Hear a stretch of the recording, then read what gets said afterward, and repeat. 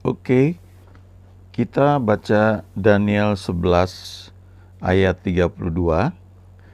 Dan orang-orang yang berlaku fasik terhadap perjanjian akan dibujuknya sampai murtad dengan kata-kata licin.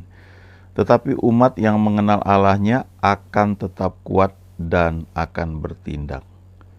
Ya, the people who know their God will display strength and take action. Itu Daniel pasal 11 ayat 32b. Jadi mengenal Tuhan itu salah satu adalah lewat mengenal nama-namanya, ya. Jadi nama-nama Tuhan itu menunjukkan karakternya. Di gambar ini ada El Shaddai, Tuhan yang Maha Kuasa, ya. Lalu ada El Elyon, ada Jehovah Roi, Elohim, ya.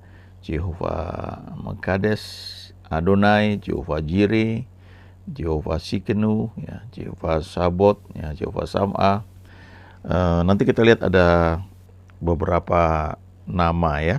Tapi kalau kita baca Daniel pasal 11 ini cerita mengenai Daniel ketika dia berdoa dan malaikat Gabriel datang memberitahu tentang akhir zaman itu seperti apa. Salah satu yang dia sampaikan adalah pada akhir zaman itu bagaimana orang-orang yang mengenal Tuhan, ya, mengenal Tuhan itu akan tetap kuat. Sementara yang tidak terlalu kenal Tuhan itu bisa dibujuknya dengan kata-kata licin sampai akhirnya murtad.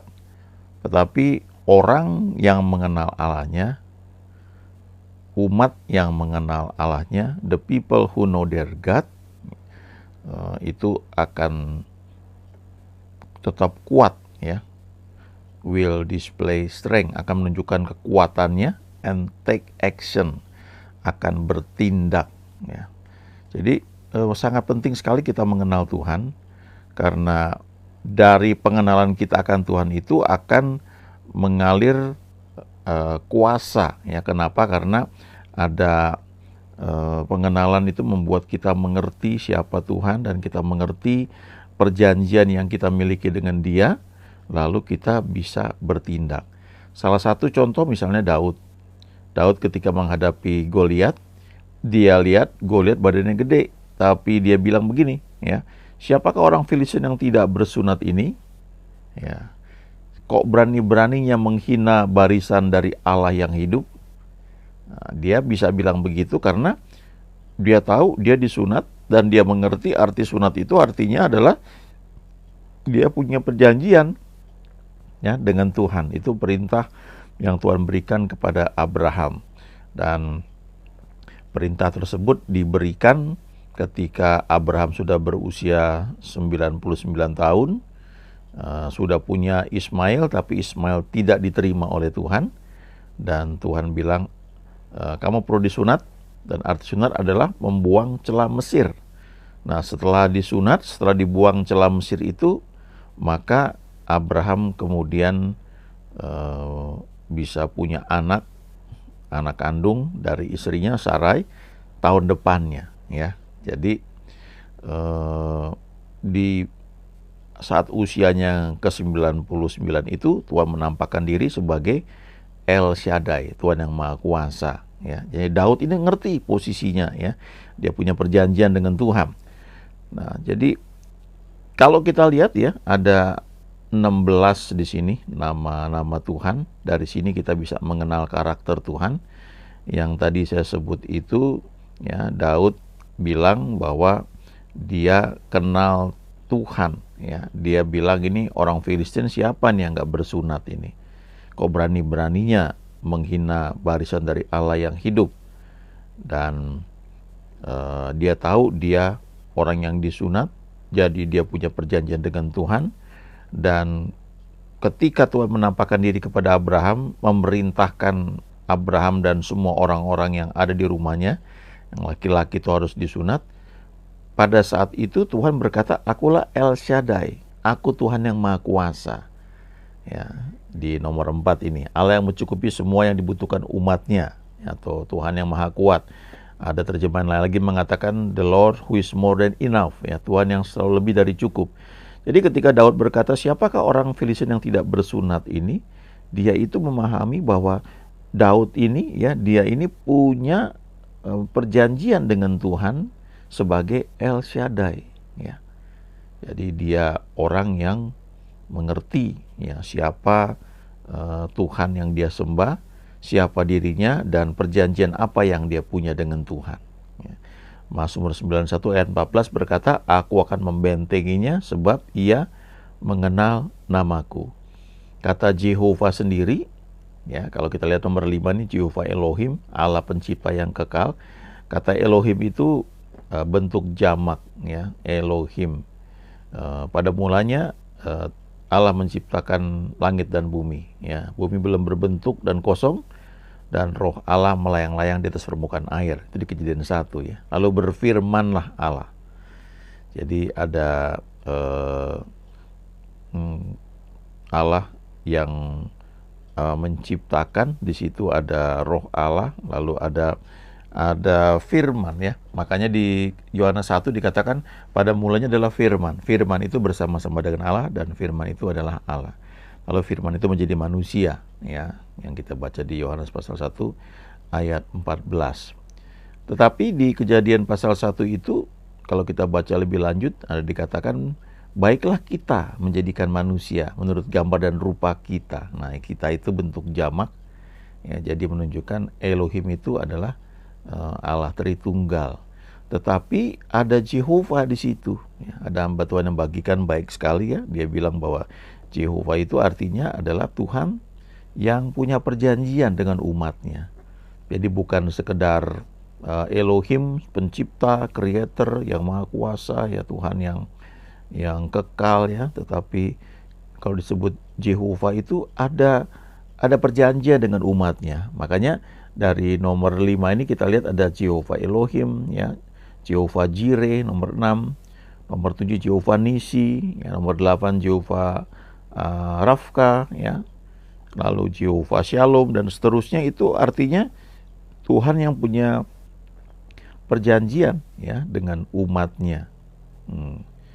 Nah, kalau kita lihat Jehovah Nisi misalnya, itu ada di Alkitab, istilahnya kalau kita baca Alkitab itu the law of the first mention, ya. Hukum pertama kali disebutkan itu di mana.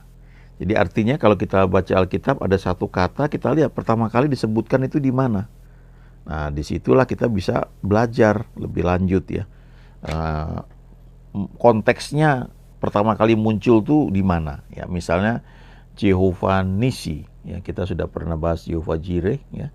Kita lihat Jehovah Nisi, Tuhanlah panji-panjiku. Itu di Keluaran pasal ketika orang Israel itu baru keluar, ya, dari Mesir, kemudian mereka harus berperang. Maka kalau kita lihat orang Israel itu sempat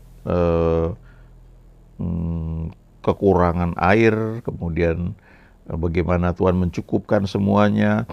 Lalu akhirnya ada peperangan, ya, melawan orang Amalek, ya. Dan kita baca Tuhan yang berperang bagi orang Israel, ya. Kita bisa lihat itu di kitab Keluaran, ya, di Exodus di pasal 17. Kalau kita baca di ayat 8 dikatakan, lalu datanglah orang Amalek dan berperang melawan orang Israel di Rafidim. Nah, lalu ayat 9 dari Keluaran pasal yang ke-17, Musa berkata kepada Yosua, pilihlah orang-orang bagi kita, lalu keluarlah berperang melawan orang Amalek. Besok aku akan berdiri di puncak bukit itu dengan memegang tongkat Allah di tanganku. Lalu Yosua melakukan seperti yang dikatakan Musa kepadanya dan berperang melawan orang Amalek. Tetapi Musa, Harun dan Hur telah naik ke puncak bukit. Dan terjadilah apabila Musa mengangkat tangannya, lebih kuatlah Israel. Tetapi apabila ia menurunkan tangannya, lebih kuatlah Amalek. Maka penatlah tangan Musa, di ayat 12. Sebab itu mereka mengambil sebuah batu, diletakkanlah di bawahnya, supaya ia duduk di atasnya.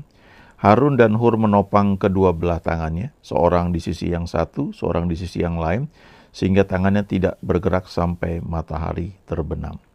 Demikianlah Yosua mengalahkan Amalek dan rakyatnya dengan mata pedang. Ayat 14, kemudian berfirmanlah Tuhan kepada Musa, tuliskanlah semuanya ini dalam sebuah kitab sebagai tanda peringatan, dan ingatkanlah ke telinga Yosua bahwa aku akan menghapuskan sama sekali ingatan kepada Amalek dari kolong langit.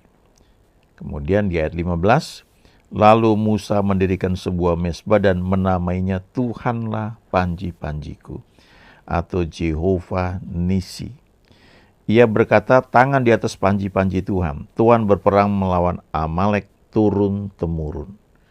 Jadi disinilah kata Jehovah Nisi pertama kali muncul. Ya, jadi kita bisa lihat di sini bahwa konteksnya itu adalah Tuhan yang berperang, ya, melawan orang Amalek. Ya. Tuhanlah panji-panjiku. Dan kalau kita baca di kitab Perjanjian Lama khususnya, kisah mengenai orang Israel memang sangat menarik. Peperangan yang mereka hadapi itu, ya, bagaimana banyak mujizat terjadi. Kadang-kadang kita lihat orang Israel mau berperang, mereka lakukan bagian mereka dengan baik yang Tuhan perintahkan, entah mengangkat puji-pujian, ya seperti dilakukan oleh Raja Yosafat. Maka ternyata di tempat musuh itu, musuhnya saling membunuh satu dengan yang lain. Ya. Jadi nyata bahwa yang berperang itu Tuhan. Ketika orang Israel sampai di sana, musuh-musuhnya sudah mati semuanya. Mereka tinggal menjarah. Di kesempatan lain, ketika mereka berperang, lalu Allah, ya Tuhan itu mengguntur dari langit. Kemudian musuhnya kocar-kacir, musuhnya kalah. Nah, di bagian lain lagi, ada lagi waktu mereka berperang, kemudian Tuhan juga menjatuhkan batu-batu besar dari langit. Entah itu mungkin terjadi gempa, ya sehingga terjadi longsor, lalu musuh yang sedang ada di bawah semuanya mati karena batu, ya batu-batu yang besar yang dijatuhkan dari langit, ya. Di bagian lain lagi, ketika tanah Samaria dikepung, ya, kemudian terjadi inflasi besar-besaran, tapi Nabi Elisa bilang besok sesuka tepung yang terbaik, ya, harganya cuma sekian, ya. Jadi dia bilang inflasinya nih hilang, ya, jadi normal kembali harga seperti sebelumnya. Lalu ada yang nggak percaya dan Elisa bilang kamu akan lihat tapi kamu nggak akan ngalami. Kemudian kita bisa baca bagaimana ada 4 orang kusta yang duduk-duduk aja, kemudian berpikir, wah kita juga percuma nih kalau kita di dalam kota kita juga nggak bisa masuk, ya nggak ada makanan, kita ke musuh kita akan dibunuh, ya udah kita ke situ aja, coba aja lihat siapa tahu kita selamat. Ya. Ternyata sampai di situ kosong perkemahan musuh. Mereka bisa makan dengan puas, ya mengambil semua harta dan akhirnya baru mereka cerita bahwa musuh sudah kabur. Nah, kenapa musuhnya kabur? Karena musuhnya mendengar isu bahwa orang Israel sudah menyewa tentara lain lagi. Jadi mereka kabur, mereka ketakutan. Di sini nyata ya, Jehovah Nisi, Tuhan yang berperang. Ya, jadi poin apa yang bisa kita pelajari dari sini? Ya, bagaimana kita mengalami Tuhan yang berperang bagi kita? Nah, ini konteksnya seperti tadi yang saya bacakan, itu ada di Keluaran pasal 17 ayat 15. Jehovah Nisi, Tuhanlah panji-panjiku.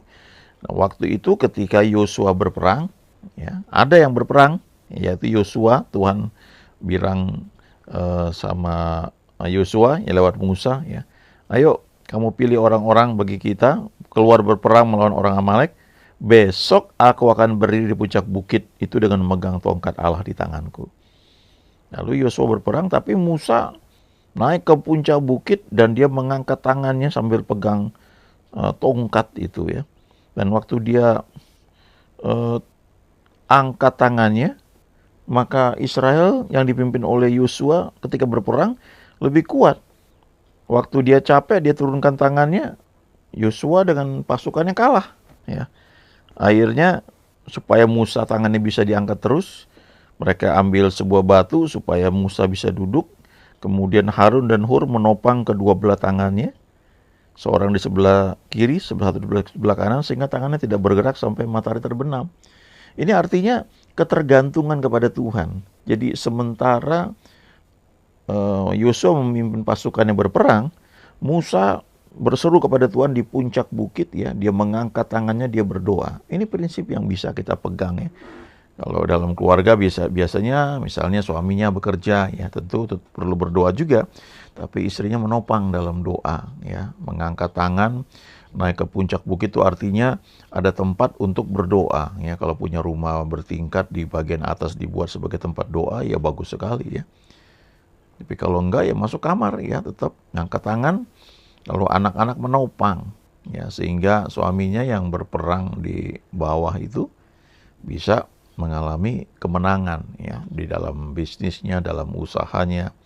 Jadi Giovanni sini kita belajar, kita tidak hanya mengucapkan, Tuhan yang berperang bagi saya, Tuhan yang melakukan peperangan. Itu juga ada kan, kalau kita baca di kitab Keluaran ketika orang Israel baru keluar dari Mesir dan mereka ketakutan, lalu Musa bilang sama orang Israel di Keluaran 14 ayat 13, jangan takut, berdirilah tetap dan lihatlah keselamatan dari Tuhan yang akan diberikannya hari ini kepadamu.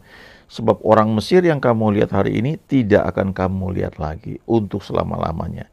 Lalu ayat 14, Tuhan akan berperang untuk kamu dan kamu akan diam saja. Jadi ini salah satu contoh bagaimana Tuhan itu yang berperang. Nah, tentunya bukan berarti kita nggak ngapa-ngapain, ya. Ada hal yang perlu kita kerjakan.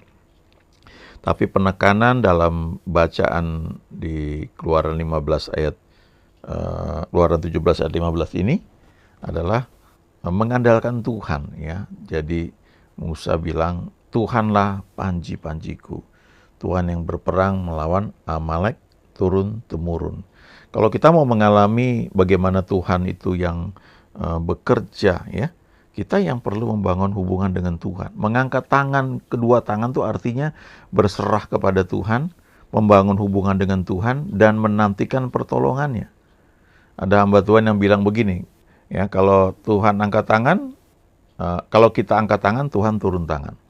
Kalau kita angkat tangan, Tuhan turun tangan. Tapi kalau kita turun tangan, Tuhan angkat tangan. Jadi artinya, kalau kita angkat tangan, kita berserah, Tuhan akan bekerja. Dia turun tangan, dia lakukan bagiannya, dan dia berperang buat kita. Tapi kalau kita turun tangan, kita mau sok tahu, ya, kita mau melakukan sendiri, nah Tuhannya angkat tangan. Ya terserah kamu lah, gitu.